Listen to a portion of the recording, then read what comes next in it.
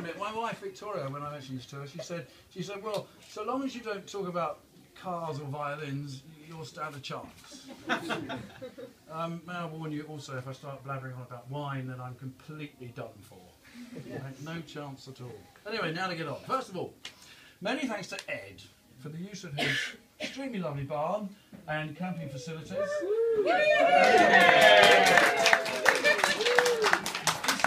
he in here? Is Ed here? The weather, mate, the weather. Last night, not good enough at all. Yeah? Thanks anyway, brilliant. Many thanks. Many thanks, of course, to everybody who's come, and that really is everybody. Jeff's family, Jeff's friends, Bonnie's family and friends. It's great to see you all here today, of course. For those of you who didn't come very far, lucky you. Of course, for those of you who did come a long way, then bad luck. Such is life. Special thanks to the most senior member of my Bonnie's extended family here, Catherine Averis, who's down there. And thanks also to the youngest member of our family for being here. Is he available anywhere? He's very small. Oh, and this is his first wedding. And he has the most amazing name of Reuben's Buddy White. Fantastic name. Welcome also to Jeff's mum and dad. Not just for being here. Not just for being here. Next page. But really, without whom, of course, there would be no Jeff.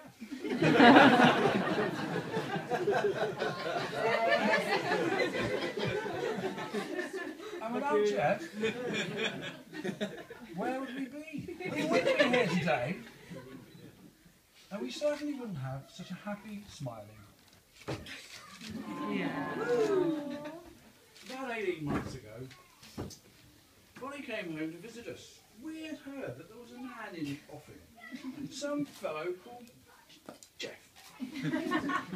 Now, my son Clovis had seen a picture of Jeff on Facebook, like you do these days, and he'd reported back to us that he reminded him of a man you might buy a kestrel from.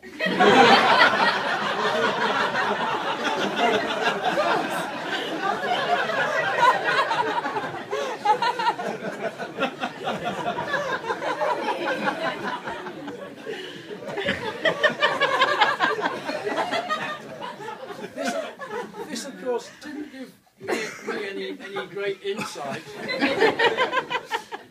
into what he was like. So, you know, to try and find out a bit more, God, I'm completely lost now.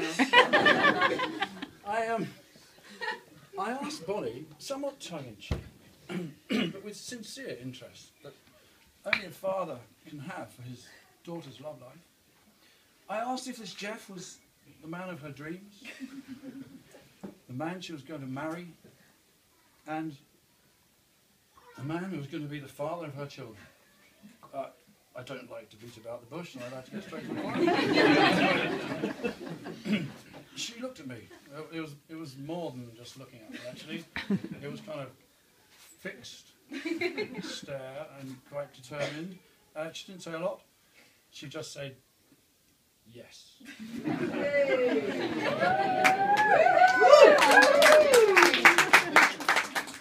Well, dear, you might not have known at that stage what you were in for. But I did!